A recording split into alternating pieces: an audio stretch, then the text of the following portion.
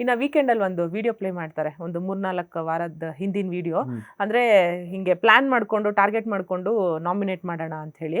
ಅದಕ್ಕೆ ಐಶ್ವರ್ಯ ಅವರು ಬಿಗ್ ಬಾಸಿಗೆ ಹೋಗಿ ಒಂದು ಕ್ಲಾರಿಫಿಕೇಶನ್ ಕೊಟ್ಟಿದ್ದಾರೆ. ಅಂದರೆ ನನಗೆ ಈ ಥರ ಮಾಡಬೇಕು, ಈ ಥರ ಮಾತಾಡಬೇಕು ಅಂತ ಐಡಿಯಾ ಬಂದಿದೆ ಚೈತ್ರ ಮಾತಾಡಿದ್ಮೇಲೆ. ಚೈತ್ರ ಹೊರಗೆ ಹೋಗಿ ಬಂದಮೇಲೆ ಟೀಮ್ ಅವರೇ ಹೇಳ್ಕೊಟ್ಟಿರೋದು ಈ ಥರ ಮಾಡಿ ಅಂತ ಹೇಳ್ಬಿಟ್ಟು ಹೇಳ್ಕೊಟ್ಟಿದ್ರು ಅಂತ ಅವ್ರು ನನಗೆ ಹೇಳಿದ್ರು ಅಂತ ಹೇಳಿದ್ದಾರೆ.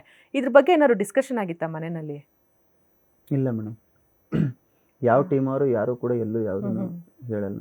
ಪರ್ಟಿಕ್ಯುಲರ್ಲಿ ನೀವು ಟೀಮ್ ಅಂದಾಗ ಯಾವುದು ಬಿಗ್ ಬಾಸ್ ಮನೆ ಒಳಗಡೆ ಟೀಮ್ ಅವರೇ ಹೇಳ್ಕೊಟ್ಟಿಲ್ಲ. ಇಲ್ಲ ಮೇಡಮ್, ನಮಗೆ ಬಿಗ್ ಬಾಸ್ ಟೀಮ್ ಅವ್ರು ಯಾವುದು ಕಮ್ಯುನಿಕೇಟ್ ಮಾಡಂಗಿಲ್ಲ. ನಾನು ಹೊರಗಡೆ ಇದ್ದಾಗ ಅನ್ಕೊಂಡಿದ್ದೆ ಇದೊಂಥರ ಆಟ ಆಗ್ಬಿಡು, ಅಲ್ಲೆಲ್ಲ ಹೇಳ್ಕೊಡ್ತಾರೆ ಮಾಡ್ತಾರೆ ಅಂತ. ನಮಗ್ ಬರೋದು ಎರಡೇ ಮೇಡಮ್, ಒಂದು ಗಾಡ್ ಆದ್ರೆ ಒಂದು godfather. God Bigg Boss ಆದ್ರೆ ಗಾಡ್ ಫಾದರ್ ಸುದೀಪ್ ಸರ್. ಒಂದು ಪ್ರತಿದಿನ ನಮಗೆ ವಾಯ್ಸ್ ಕೇಳಿಸೋದು ಬಿಗ್ ಬಾಸ್ ಅವ್ರದ್ದು. ಅದು ಬಿಟ್ರೆ ಸುದೀಪ್ ಸರ್ದು.